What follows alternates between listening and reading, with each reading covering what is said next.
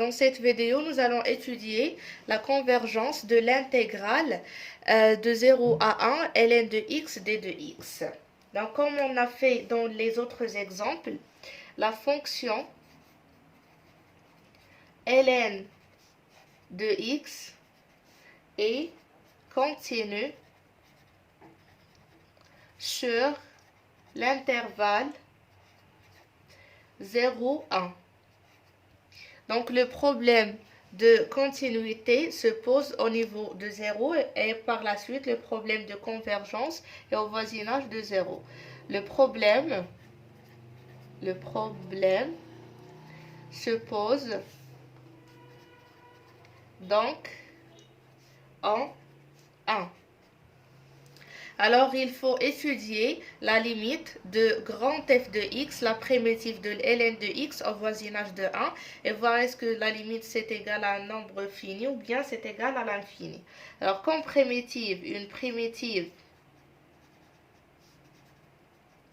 de ln de x et la fonction grand f de x qui est égale à x ln de x moins x.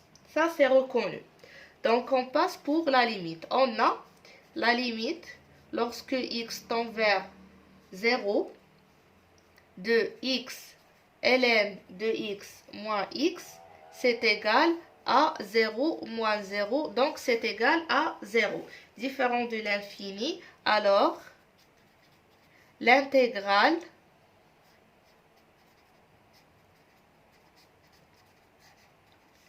de 0 à 1 ln de x d de x est convergente. On passe pour calculer la valeur de cette intégrale. L'intégrale de 0 à 1 ln de x d de x, c'est égal à la limite. On a le problème au voisinage de 0. Donc, on remplace le 0 par t. De t à 1 lorsque t tend vers 0. De ln de x d de x. Donc, c'est égal à la limite lorsque t tend vers 0.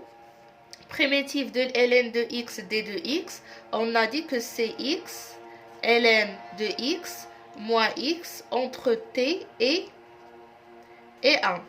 Donc, c'est égal, je continue ici, c'est égal à la limite, ou bien je remplace tout d'abord par le 1, donc c'est égal à 1 ln de 1 moins 1, moins la limite lorsque t tend vers 0 de t ln de t moins t.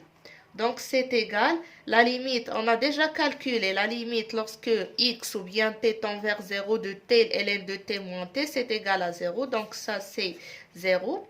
Le ln de 1, c'est égal à 0. Donc, multiplié par 1, ça fait 0. Il nous reste moins 1. Alors, la valeur de cette intégrale, c'est égal à exactement moins 1.